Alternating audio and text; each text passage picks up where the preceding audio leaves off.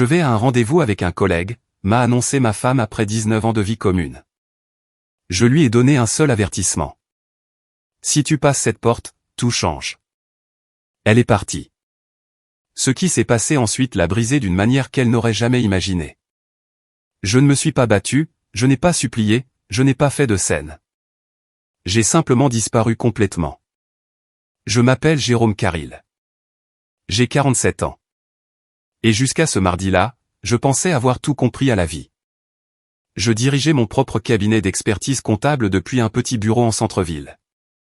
Rien d'extraordinaire, mais une activité stable, de bons clients, un travail honnête, assez pour payer les études universitaires de nos 2 enfants et continuer à rembourser le prêt immobilier. Aria terminait sa 3e année à Northwestern, en marketing. Benjamin venait de commencer son 2e semestre à Ohio State, en ingénierie. J'étais fier d'eux, fier de ce que Ruby et moi avions construit ensemble. Ce mardi-là a commencé comme n'importe quel autre jour. J'avais passé la journée à examiner les déclarations de revenus d'un client du secteur manufacturier. J'ai quitté le bureau vers 17h30, je me suis arrêté au pressing pour récupérer mes costumes, puis j'ai pris un poulet rôti à l'épicerie pour le dîner. Ruby m'avait envoyé un SMS plus tôt pour me dire qu'elle rentrerait tard. Un autre dîner avec un client. Rien d'inhabituel. Quand je suis arrivé dans notre allée à Neighborville, le soleil se couchait déjà derrière les chênes des voisins. J'ai réchauffé le poulet, préparé une simple salade, me suis versé un verre d'eau et j'ai mangé seul à la table de la salle à manger, en parcourant mes emails sur mon téléphone. Benjamin avait envoyé des photos du campus, lui et son colocataire à un match de basket. J'ai souri et lui ai répondu par un pouce levé. La maison semblait trop silencieuse sans les enfants, mais je m'y étais habitué au cours de la dernière année. Ruby est rentrée vers 20h15. J'ai entendu sa voiture dans le garage, puis le son familier de ses talons claquant sur le carrelage. Elle portait son sac de travail en cuir et un plus petit sac de sport que je ne reconnaissais pas. Ses cheveux étaient tirés en arrière dans cette queue de cheval impeccable qu'elle portait pour les réunions importantes. Son maquillage était encore parfait malgré la longue journée. « Salut », ai-je lancé depuis le salon où je m'étais installé avec mon ordinateur portable, travaillant sur un rapport trimestriel. Elle n'a pas répondu tout de suite. Elle est passée devant moi en direction de la cuisine, a posé ses sacs sur le comptoir. Je l'ai entendu ouvrir le réfrigérateur, le tintement d'une bouteille de vin sortant du casier. « Il reste du poulet si tu as faim », ai-je proposé, en gardant un ton léger. « J'ai déjà mangé. » Sa voix était plate, distraite. J'aurais dû le sentir à ce moment-là. Ce changement dans l'atmosphère. La façon dont ses épaules portaient une tension qu'elle réservait habituellement à ses clients difficiles. Mais j'étais concentré sur le tableur devant moi, essayant de concilier une divergence dans les chiffres d'inventaire. Elle est revenue dans le salon, un verre de vin à la main, et s'est tenue près de la cheminée. Elle est restée là, à regarder notre photo de mariage sur le manteau. Celle du lac Michigan, nous deux riant, si jeunes que nous nous reconnaissions à peine. « Jérôme, il faut que je te dise quelque chose. » J'ai levé les yeux de mon ordinateur portable. Son visage était calme, presque étrangement calme, comme si elle avait répété ce moment dans sa tête une douzaine de fois. Je vais à un rendez-vous avec quelqu'un du travail. Les mots sont restés en suspens dans l'air entre nous. Pendant une seconde, peut-être 2, j'ai cru avoir mal entendu. Mon cerveau n'arrivait pas à traiter ce qu'elle venait de dire. 19 ans de mariage, 2 enfants, une vie que nous avions construite à partir de rien. Et elle se tenait là, me disant qu'elle allait à un rendez-vous, sans demander la permission, sans solliciter mon avis, simplement en énonçant un fait. Quoi? Le mot est sorti plus doucement que je ne l'avais prévu. Je vais à un rendez-vous, a répété Ruby, sa voix ferme, avec Brad de l'agence. Nous avons travaillé ensemble sur le dossier Harrison et il m'a invité à sortir. J'ai dit oui. Mes mains se sont immobilisées sur le clavier. J'ai mis l'ordinateur portable de côté, soigneusement, délibérément, me donnant le temps de réfléchir, de respirer, de savoir si c'était une sorte de mauvaise blague. « Tu es marié ?» ai-je dit, ma voix égale. « Nous sommes mariés. »« Je sais. » Elle a pris une gorgée de vin, ses yeux rencontrant les miens sans ciller. « Mais j'ai besoin de faire ça. J'ai besoin de voir s'il y a quelque chose de plus dehors, quelque chose de plus. » Après 19 ans, j'étais devenu quelque chose de moins. Je me suis levé lentement, j'ai marché jusqu'à elle, je l'ai regardée dans les yeux, cherchant la femme que j'avais épousée, la mère de mes enfants, ma partenaire.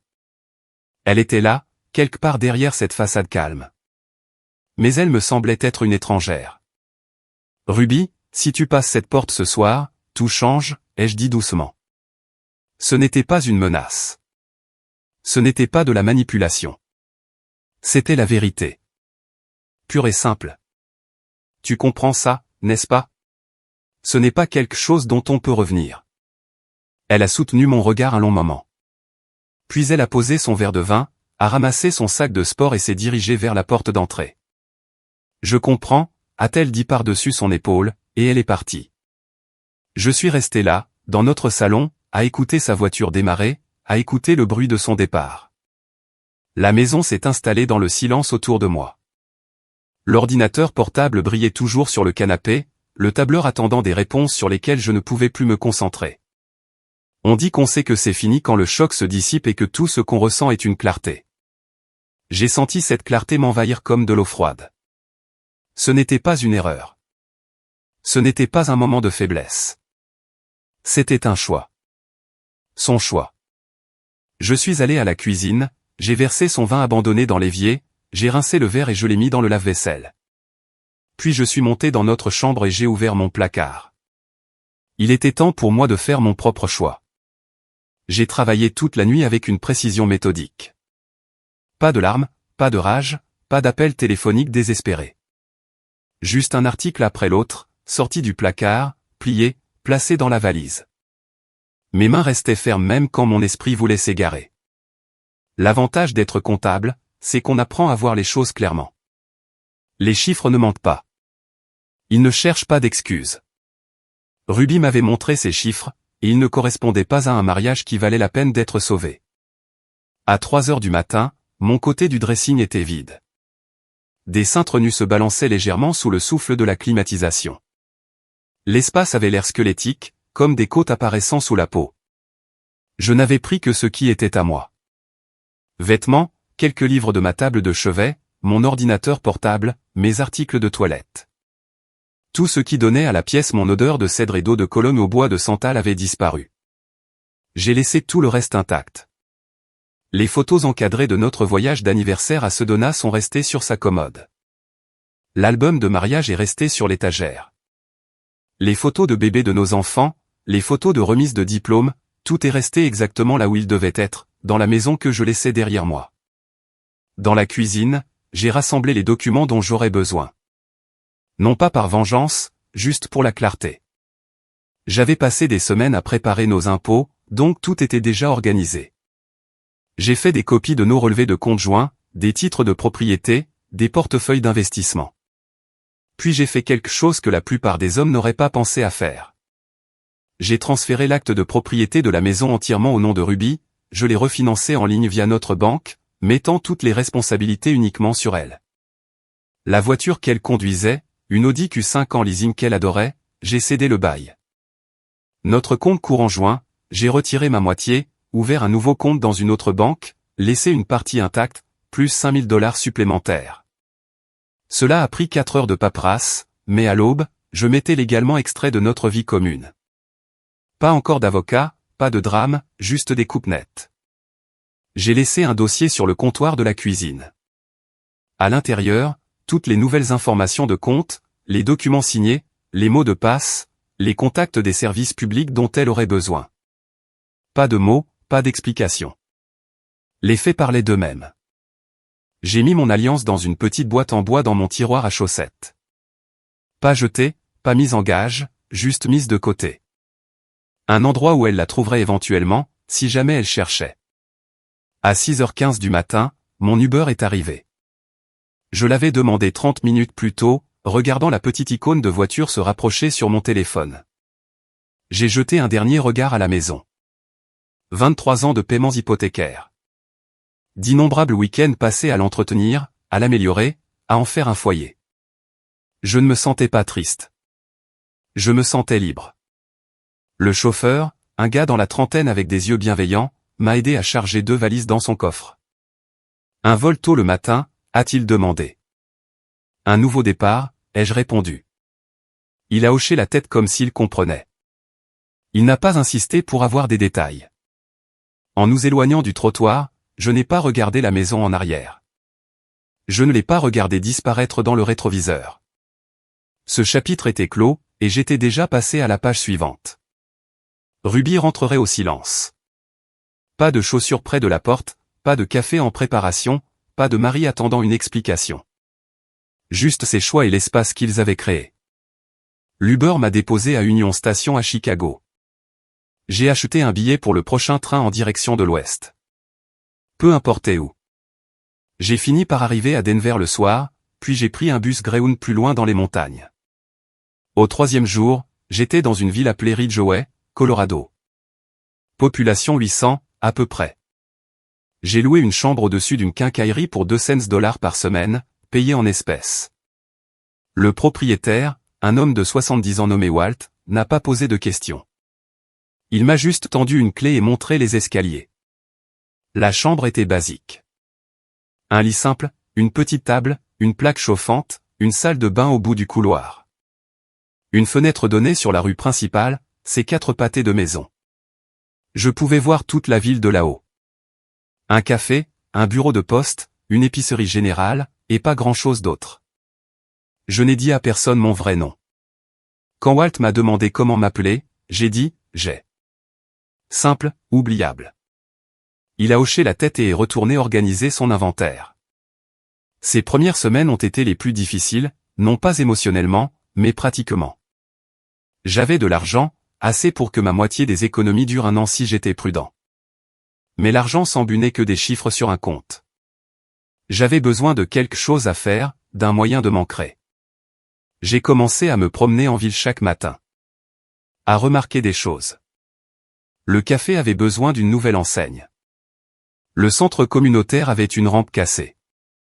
De petites choses, des choses réparables. J'ai proposé mon aide, sans demander de paiement, juste en échangeant mon travail contre de la conversation. Dans une si petite ville, le mot s'est vite répandu. En 2 semaines, les gens ont commencé à m'aborder pour de petits boulots, réparer un robinet qui fuit, une clôture, tenir la comptabilité d'une petite entreprise. J'ai tout fait. Je facturais presque rien, me bâtissant une réputation de fiabilité. Ce qu'il y a de bien à recommencer dans un endroit où personne ne vous connaît, c'est la liberté. Pas d'histoire, pas d'attente, pas de regard déçu. J'étais juste Jay, le type tranquille qui réparait les choses. La nuit, j'écrivais. Pas de fiction, pas de poésie, juste des pensées. Des observations sur ce que signifie s'éloigner de tout ce que vous avez construit. Comment le silence peut être plus fort que les cris. Comment la dignité coûte plus cher que la fierté, mais vous achète la paix. J'en ai publié une partie sur un blog que j'avais créé. Rien d'extraordinaire. Je l'ai appelé « S'en aller ». Note depuis le bord du gouffre.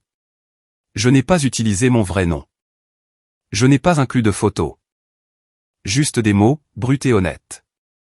3 personnes ont lu le premier article. Puis 12. Puis 50. Des hommes, pour la plupart, qui me contactaient via le formulaire de contact, me racontant leurs histoires. Comment ils se sentaient invisibles dans leur propre foyer.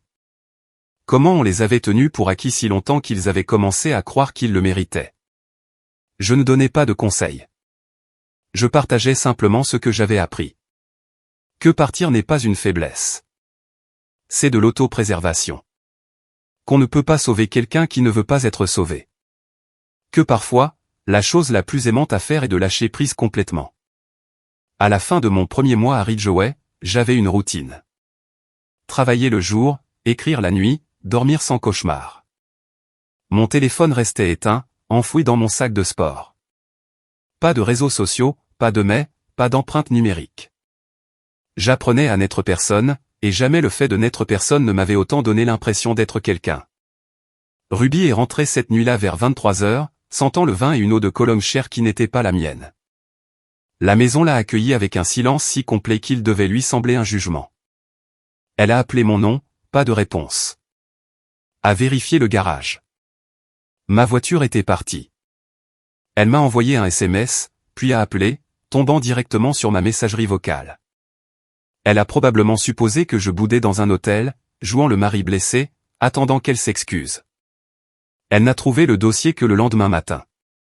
S'est préparé un café, a ouvert son ordinateur portable pour vérifier ses emails professionnels, et il était là, sur le comptoir. Une simple chemise en manille, son nom écrit de ma main soignée. À l'intérieur, elle a trouvé des documents qui ont réécrit son monde. L'acte de propriété de la maison, a son seul nom. Le titre de propriété de la voiture, sa responsabilité. Les relevés bancaires montrant que je n'avais pris que ma part, lui laissant plus que la sienne. Une liste de mots de passe, de contacts pour les services publics, tout ce dont elle aurait besoin. Pas de mots, pas d'accusation, juste la dissolution pratique d'une vie commune. D'après sa sœur, Kelly, qui m'a appelé des mois plus tard pour m'engueuler, la première réaction de Ruby a été la colère. Comment osais-je partir sans me battre? Comment osais-je rendre les choses si nettes, si définitives? Elle voulait le drame, la confrontation, la chance de s'expliquer. Mais je lui ai refusé cela. Je ne lui ai laissé rien contre quoi se heurter, aucun levier émotionnel à manipuler. Elle a dit aux gens que j'avais surréagi.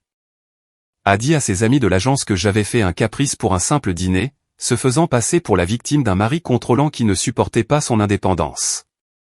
Certains l'ont cru, ses amis du travail, surtout ceux qui l'encourageaient à vivre un peu et à explorer ses options. Mais d'autres ont vu clair dans son jeu.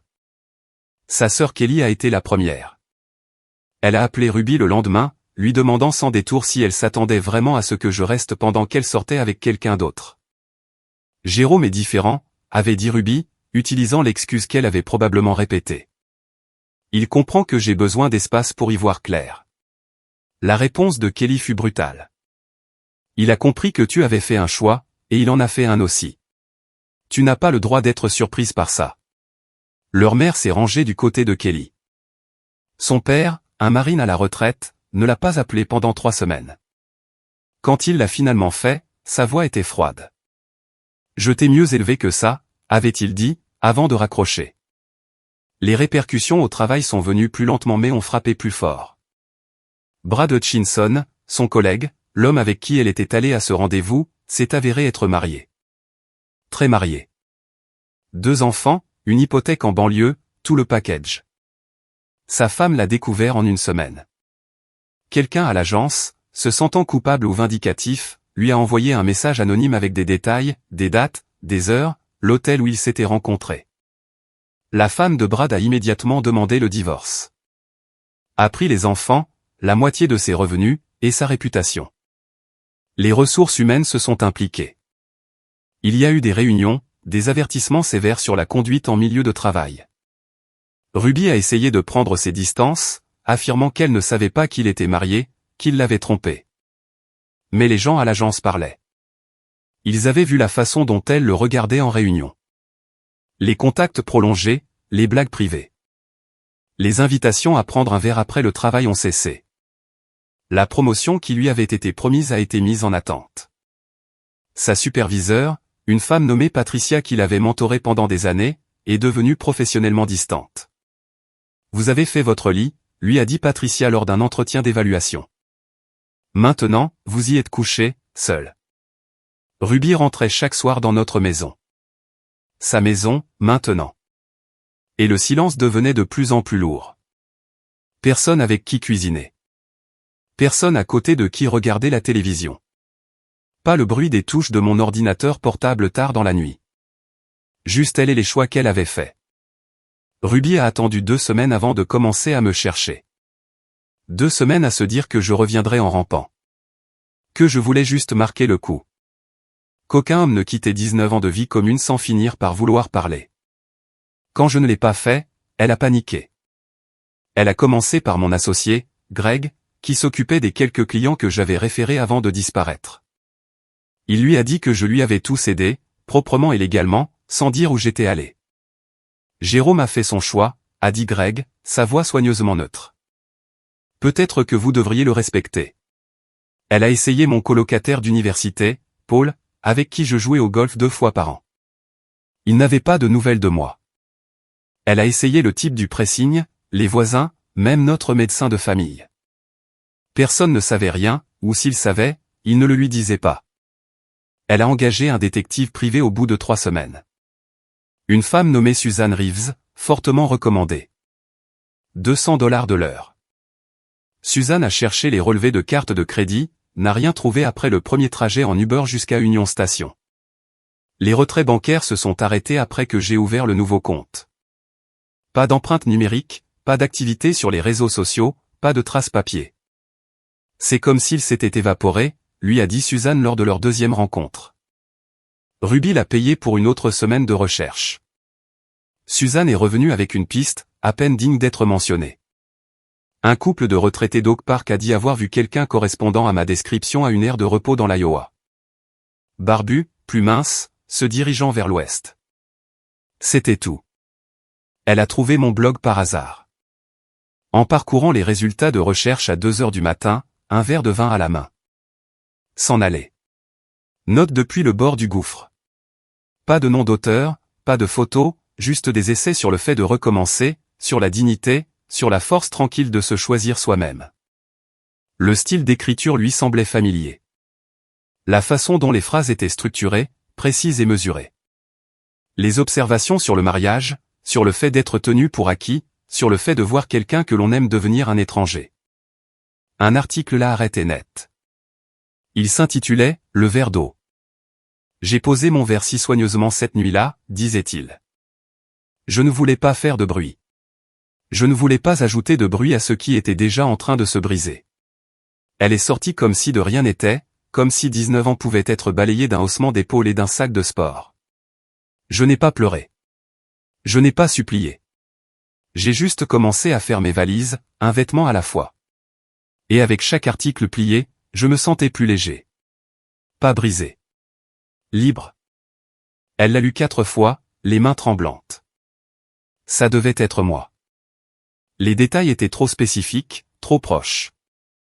Mais il n'y avait aucun moyen de le confirmer, aucune information de contact, aucun moyen de joindre celui qui écrivait ces mots.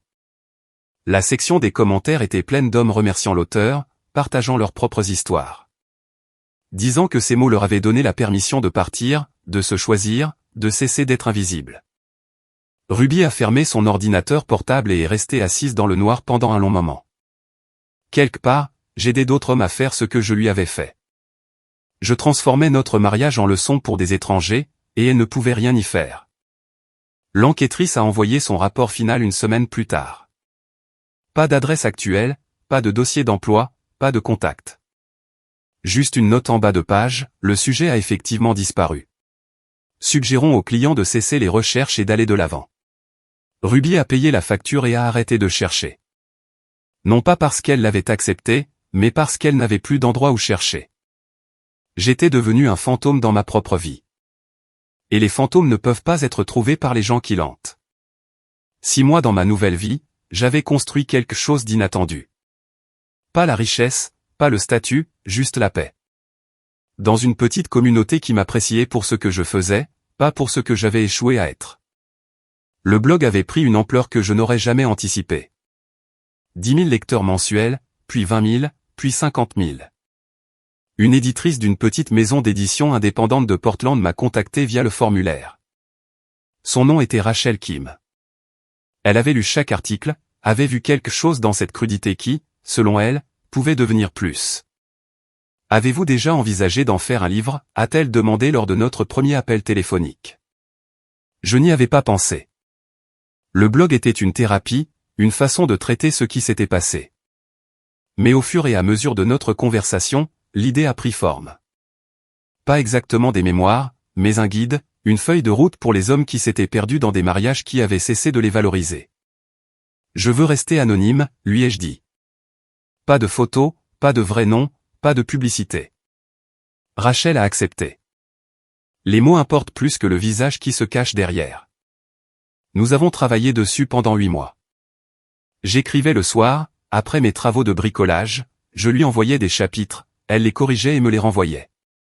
Le processus était méticuleux, douloureux, déterrant parfois des souvenirs que j'avais essayé d'enterrer, mais c'était aussi cathartique. Chaque chapitre terminé me semblait être un poids de moins. Une autre partie de l'ancien Jérôme laissé derrière. Nous l'avons intitulé « L'homme qui partit sans un bruit ». Rachel a conçu une couverture minimaliste, juste la silhouette d'un homme sur un sentier de montagne à l'aube. Pas de photo d'auteur, juste le pseudonyme J.R. Marie. Le livre est sorti un mardi d'octobre. Rachel m'a envoyé le premier exemplaire. Je l'ai tenu entre mes mains dans ma petite chambre au-dessus de la quincaillerie de Walt. C'était surréaliste de voir ma douleur transformée en quelque chose de tangible, quelque chose qui pourrait aider quelqu'un d'autre. Les ventes ont commencé lentement, quelques dizaines d'exemplaires la première semaine. Puis une blogueuse littéraire l'a découvert, a écrit une critique qui est devenue virale. Ce n'est pas seulement un livre sur le divorce, a-t-elle écrit. C'est un livre sur la reconquête de la dignité quand le monde vous dit de vous battre salement. En un mois, nous avions vendu 5000 exemplaires, puis 10 000. Les thérapeutes ont commencé à le recommander à leurs clients. Les avocats spécialisés en divorce l'achetaient en gros pour leur salle d'attente. 3 mois après sa sortie, Rachel a appelé avec une nouvelle qui m'a fait poser ma tasse de café. Tu es numéro 1, a-t-elle dit. Liste des best-sellers du New York Times, catégorie non-fiction, couverture rigide. Je me tenais dans ma petite chambre, regardant les montagnes qui étaient devenues mon sanctuaire, et j'ai ressenti quelque chose que je n'avais pas ressenti depuis des années. Pas exactement de la fierté, mais une validation. La preuve que partir ne vous rendait pas faible. Cela vous rendait humain. Les droits d'auteur ont commencé à arriver. Plus d'argent que je n'en avais besoin, plus que ce à quoi je m'attendais. J'ai continué à vivre simplement. J'ai placé la plupart de l'argent dans des investissements. J'en ai donné une partie au centre communautaire de Ridgeway qui m'avait donné des petits boulots à mon arrivée. Je n'étais plus Jérôme Carril.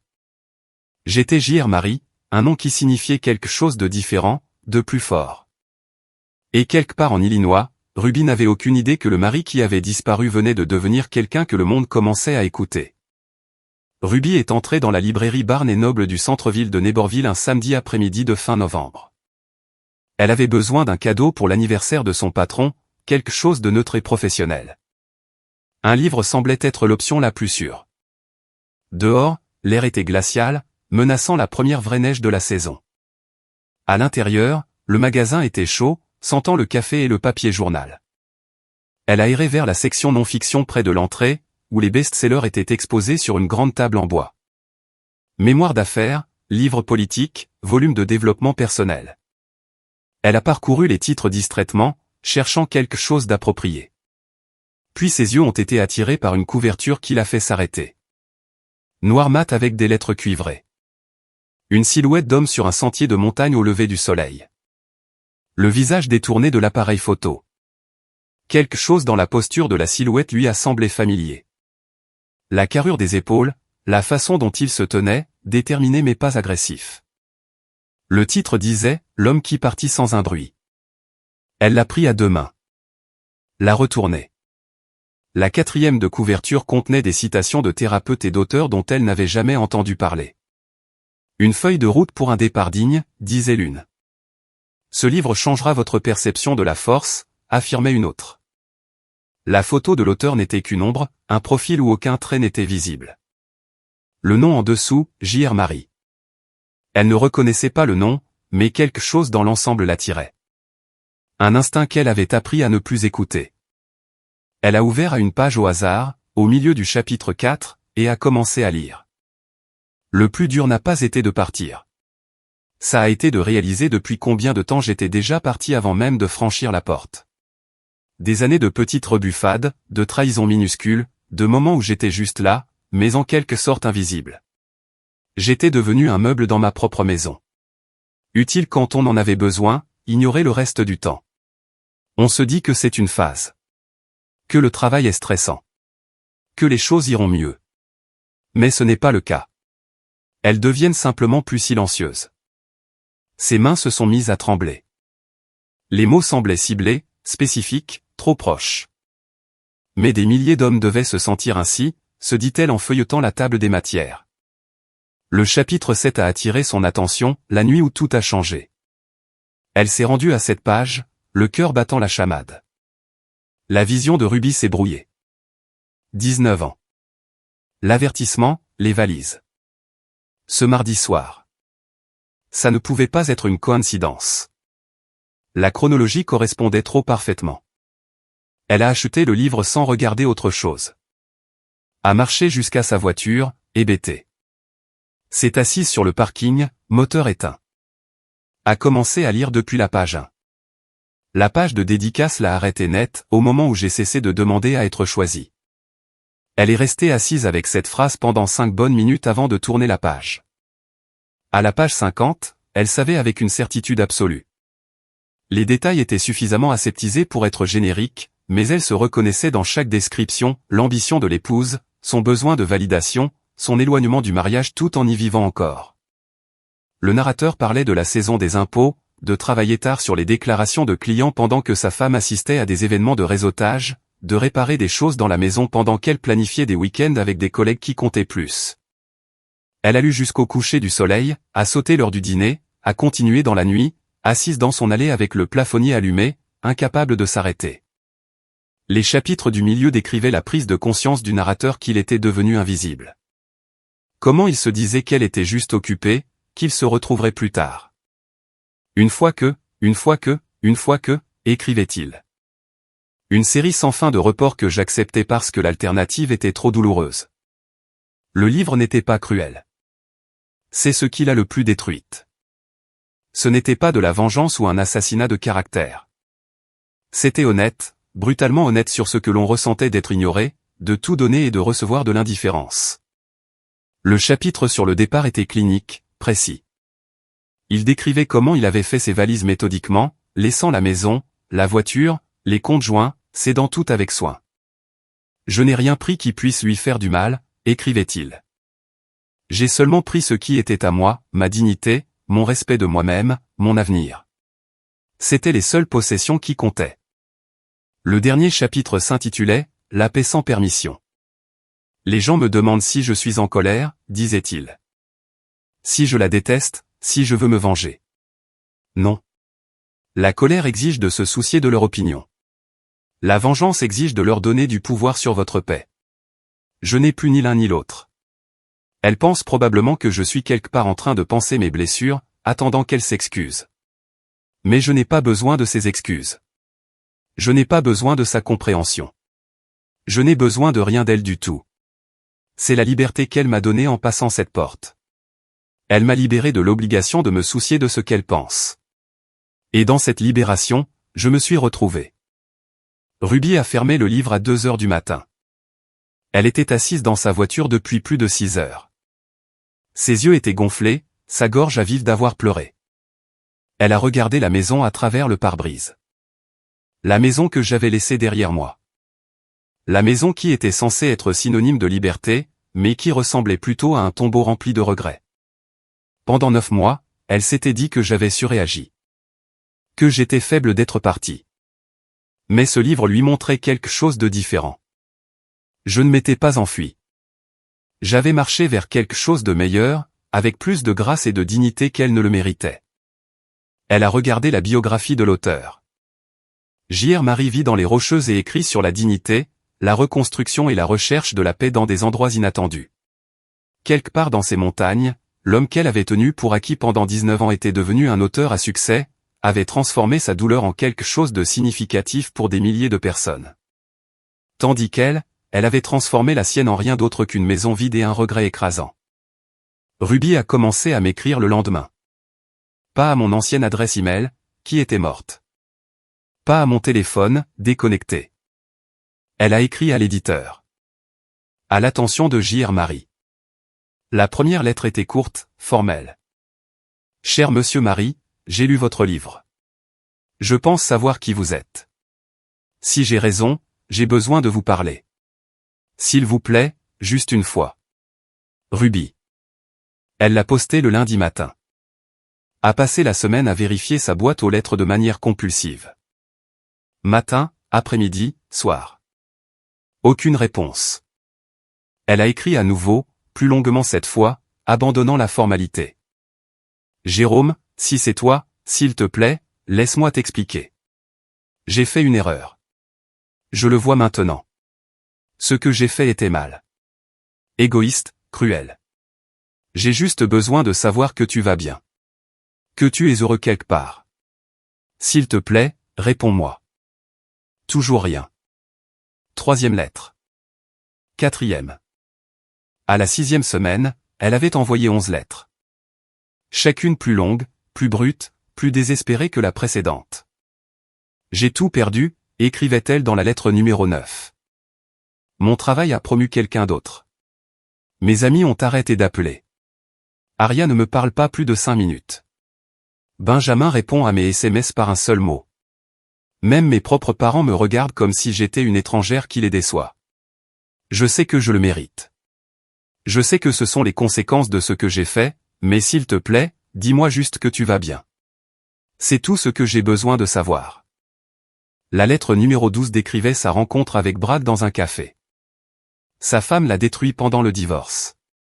A pris les enfants, la maison, la moitié de sa retraite. Il a essayé de me parler, voulait se remémorer ce que nous avions eu.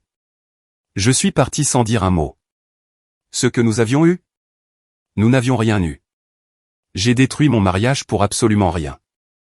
À la 15e lettre, elle écrivait à 3 heures du matin, ivre de vin et désespérée. Penses-tu parfois à moi? Est-ce que tu me détestes? J'espère que tu me détestes. Cela signifierait que je compte encore d'une manière ou d'une autre, même négativement. La pensée que tu puisses ne rien ressentir, que je puisse être complètement sans importance pour toi maintenant. C'est pire que la haine. Au moins, la haine est une émotion. Au moins, cela signifie que j'existe encore dans ton monde. Elle a écrit sur son Thanksgiving seule. J'ai cuisiné une dinde pour une personne, j'ai mis la table comme nous le faisions, avec la belle porcelaine. Puis je me suis assise là, seule, et j'ai réalisé que c'était ma vie maintenant. C'est ce que j'ai choisi en passant cette porte. Elle a écrit sur la visite d'Aria, qui a duré 1 heure, restant dans l'embrasure de la porte tout le temps, comme si elle ne voulait pas entrer. Elle a dit, tu avais le meilleur homme que j'ai jamais connu, et tu l'as jeté pourquoi? Quelques mois à te sentir désiré par quelqu'un de nouveau. Je n'ai pas pu lui répondre. Que pouvais-je dire? La 20e lettre décrivait la visite impromptue de son père. Il s'est tenu dans l'allée, regardant la maison dont tu l'as aidé à construire la terrasse. Il m'a regardé avec ce dégoût silencieux. A dit, cet homme t'a donné 21 ans et tu as tout jeté pourquoi? Puis il est parti sans rester pour un café. Ce que Ruby ne savait pas, c'est que chaque lettre me parvenait. L'éditeur les transférait à une boîte postale que j'avais installée dans une ville voisine. J'y allais 1 fois par mois, récupérer ce qui s'était accumulé. J'ai lu les premières lettres en entier, assis avec elle dans ma camionnette sur le parking de la poste, son écriture inchangée après toutes ces années. Ces mots désespérés, suppliants, pleins de regrets. Je n'ai rien ressenti. Pas de satisfaction de sa souffrance, pas de colère face à son audace, pas même de pitié. Juste l'observation distante que la femme qui était partie si confiante avait découvert les conséquences, et que les conséquences ne se souciaient pas des excuses. Après la 5e lettre, j'ai cessé de les lire entièrement. Je les ouvrais juste assez pour confirmer qu'elles venaient d'elle, puis je les classais dans une boîte dans mon placard, sans les lire. Les lettres n'étaient pas pour moi, de toute façon. Elles étaient une thérapie pour elle, des tentatives de soulager sa culpabilité, de transférer sa douleur sur la personne qu'elle avait blessée. Elle voulait que je réponde, que je m'engage, qu'elle ait un rôle dans ma nouvelle vie, même si c'était juste en tant que personne que je pardonnais ou que je détestais. Mais je ne lui donnerais pas cela. Non pas parce que j'étais cruel ou vindicatif. Mais parce que sa douleur, ses regrets, sa souffrance, rien de tout cela n'était plus ma responsabilité. Après la lettre numéro 23, elles ont cessé d'arriver. Soit elle avait abandonné, soit elle avait finalement accepté ce que je savais depuis ce mardi soir de mars où elle avait franchi la porte. Certaines portes, une fois fermées, ne se rouvrent pas. Certains ponts, une fois brûlés, ne se reconstruisent pas. Certaines personnes, une fois que vous vous en êtes éloignés, restent éloignées. Je n'étais pas sans cœur. J'étais honnête avec moi-même. Et l'honnêteté, la vraie honnêteté, ressemble parfois au silence. Ruby avait cessé de me chercher. Cessé d'écrire des lettres qui restaient sans réponse. Cessé de consulter le site web de l'auteur pour des dates de tournée ou des apparitions publiques qui ne se matérialisaient jamais. Près de 18 mois s'étaient écoulés depuis ce mardi soir, et elle avait appris à vivre avec le silence. Puis l'invitation est arrivée. Une épaisse enveloppe couleur crème, adressée à la main, livrée par coursier à son bureau un mercredi après-midi. son nom écrit dans une élégante calligraphie qu'elle ne reconnaissait pas. Pas d'adresse de retour. À l'intérieur, un papier à en-tête gaufré annonçait un événement littéraire exclusif. Une soirée avec des voix contemporaines. Une conversation privée sur la résilience et la reconstruction. Lieu, une petite salle à Boulder, Colorado. Date, dans 3 semaines. Place limitée.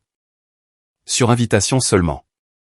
Ruby l'a lu 3 fois, les mains tremblantes. C'était ça. Une chance de me voir, de me parler, de me faire comprendre d'une manière ou d'une autre. Elle a réservé un vol le même après-midi, une chambre d'hôtel, a demandé des congés.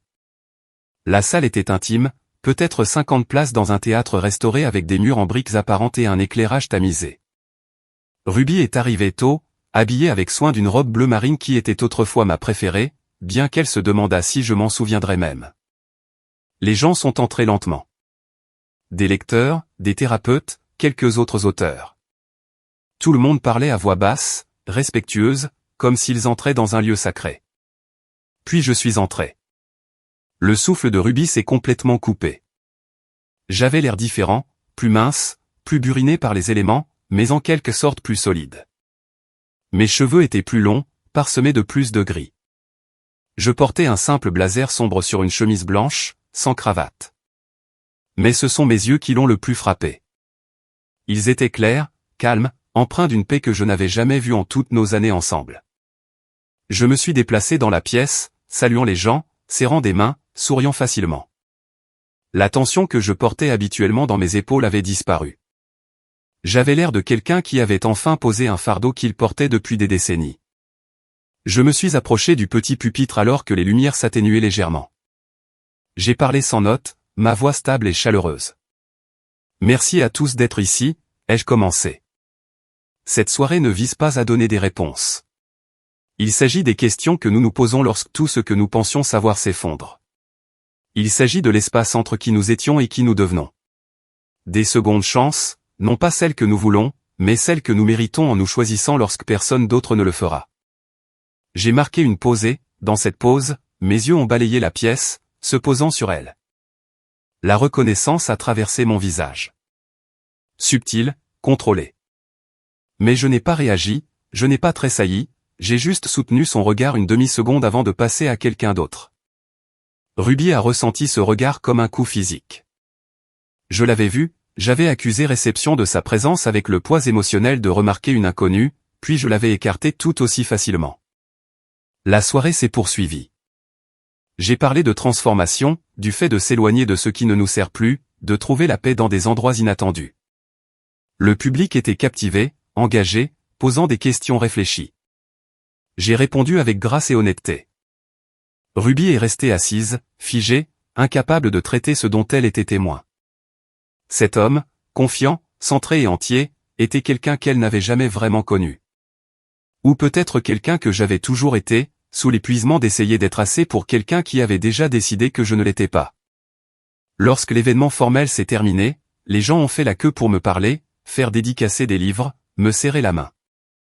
Ruby a attendu que la foule se disperse, son cœur battant si fort qu'elle pensait que tout le monde pouvait l'entendre. Finalement, elle s'est approchée. J'ai levé les yeux après avoir signé un livre et nos regards se sont croisés à nouveau, cette fois plus longtemps. J'ai posé mon stylo avec soin, j'ai rendu le livre à la personne devant moi avec un sourire, puis j'ai tourné toute mon attention vers elle. Ruby. Ma voix était neutre, polie, le ton que l'on utiliserait avec une vieille connaissance rencontrée par hasard. Jérôme. Sa voix s'est brisée sur mon nom. Elle s'est reprise, s'est forcée à continuer. Est-ce que tout cela était pour moi? L'invitation, l'événement, quoi que ce soit. Je suis resté silencieux un instant, réfléchissant. Puis j'ai répondu avec une honnêteté prudente. L'invitation était pour toi. Je pensais que tu devrais savoir que je vais bien, que j'ai construit quelque chose de significatif à partir de ce qui s'est passé. Mais ça, dis-je en désignant la pièce, les restes de la soirée, il ne s'agit plus de toi maintenant. Ça a cessé de te concerner au moment où j'ai franchi cette porte.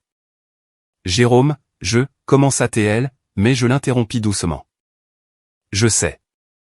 J'ai lu tes lettres. Les 23. L'espoir a brillé dans ses yeux. Alors, tu sais. Que je suis désolé. Tu sais que je comprends maintenant ce que j'ai fait, ce que j'ai jeté. Je le sais, en effet, dis-je doucement. Et je suis heureux que tu comprennes. Je suis heureux que tu aies appris quelque chose de tout cela. Mais la compréhension ne change rien entre nous, Ruby. Elle ne reconstruit pas ce qui a été détruit. Cela signifie simplement que tu ne feras pas les mêmes erreurs avec quelqu'un d'autre.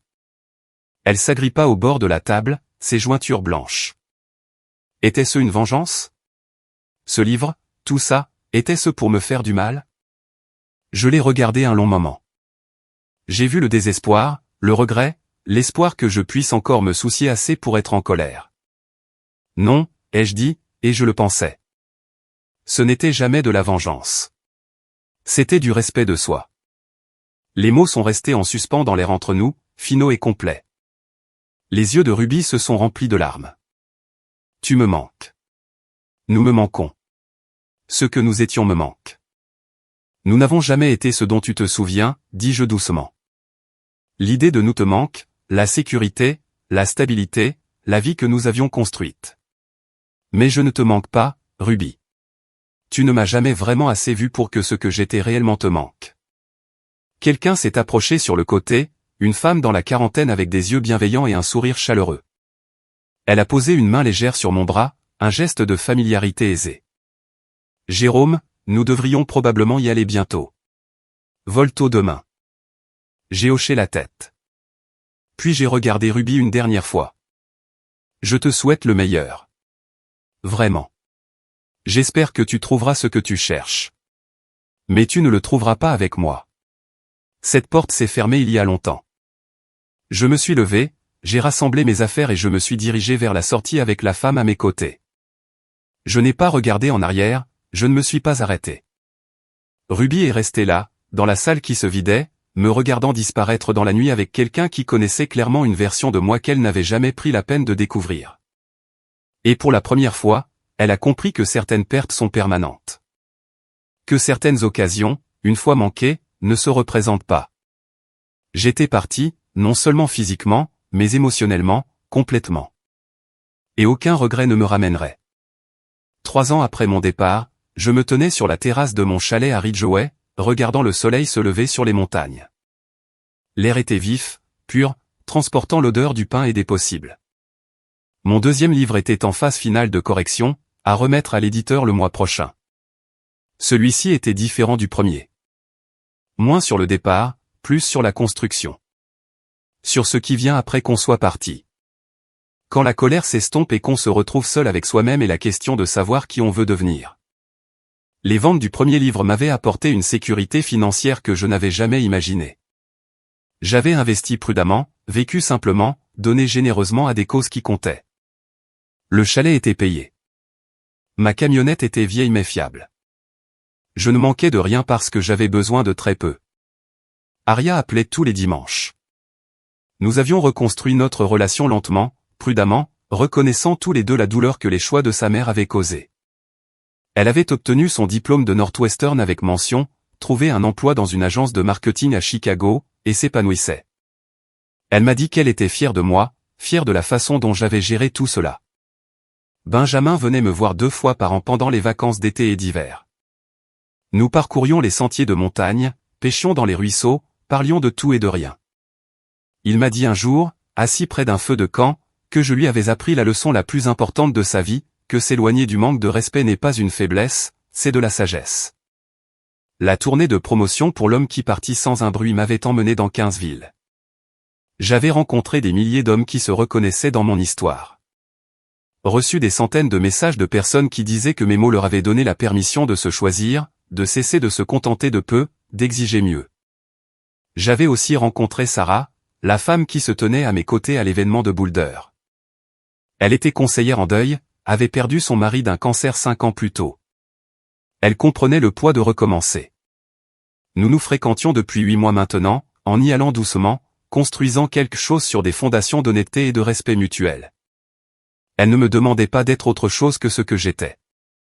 N'avait pas besoin que je remplisse un rôle ou que je réponde à une attente. Nous étions juste 2 personnes qui avaient survécu à leur propre perte et s'étaient trouvées de l'autre côté. Ruby avait tenté de me contacter une fois de plus, 6 mois après l'événement de Boulder. Un seul email qui avait réussi à passer à travers mes filtres. Elle écrivait qu'elle avait commencé une thérapie, qu'elle travaillait à comprendre ses schémas, son besoin de validation externe, sa peur de vieillir qui l'avait poussée à faire des choix destructeurs. Elle disait qu'elle espérait que j'étais heureux, qu'elle essayait de devenir quelqu'un qui méritait aussi le bonheur. Elle ne demandait pas le pardon ni une autre chance, disait juste qu'elle était désolée et qu'elle espérait qu'un jour je pourrais me souvenir des bons moments que nous avions eus sans la douleur de la fin. Je l'avais lu une fois. N'avais ressenti qu'un lointain espoir qu'elle trouve la paix qu'elle cherchait. Puis je l'avais supprimé, non par dépit, mais par sentiment d'achèvement. Ce chapitre de ma vie était terminé et s'y attarder ne servait à rien. J'avais appris que guérir, ce n'est pas oublier. C'est se souvenir sans la douleur, c'est transformer la douleur en sagesse, la trahison en limite, la perte en leçon qui vous rendent plus fort. Debout sur cette terrasse, un café à la main, les montagnes s'étendant à l'infini devant moi, je ressentis quelque chose que je n'avais pas ressenti depuis des décennies. Une paix totale. Pas exactement le bonheur, bien que j'étais heureux, mais la paix. Le genre de paix profonde et inébranlable qui vient du fait de vivre en accord avec qui vous êtes vraiment, au lieu de qui quelqu'un d'autre a besoin que vous soyez. Mon téléphone a vibré. Un SMS de Sarah. Salut, l'homme des montagnes. Toujours partant pour dîner ce soir? Je prépare les pâtes que tu fais semblant de ne pas aimer. J'ai souri en répondant. Je ne manquerai ça pour rien au monde. J'apporte le vin. Simple. Facile. Réel. J'avais quitté tout ce que je connaissais, n'emportant que 2 valises et ma dignité. Et j'avais construit une vie qui était la mienne, entièrement et absolument la mienne. Une vie où j'étais vu, apprécié, choisi quotidiennement. L'ancien Jérôme, celui qui s'était replié sur lui-même en des formes de plus en plus petites pour essayer de s'intégrer dans la vie de Ruby, avait disparu. À sa place se tenait quelqu'un de plus fort, de plus sage, de plus complet. Je n'avais plus besoin de la permission de personne pour compter. Je n'avais plus besoin de la validation de quelqu'un qui avait passé 19 ans à m'apprendre que je n'étais pas assez. J'étais suffisant. Plus que suffisant. Et je l'avais prouvé à la seule personne dont l'opinion comptait vraiment, moi-même. Le soleil a dépassé les sommets des montagnes, baignant tout d'or. J'ai pris une profonde inspiration, j'ai expiré lentement et j'ai souri. C'était ça, la liberté. C'était ça, la paix. C'était la vie que j'avais méritée en ayant le courage de m'éloigner de celle qui me tuait à petit feu. Et c'était mieux que tout ce que j'avais laissé derrière moi.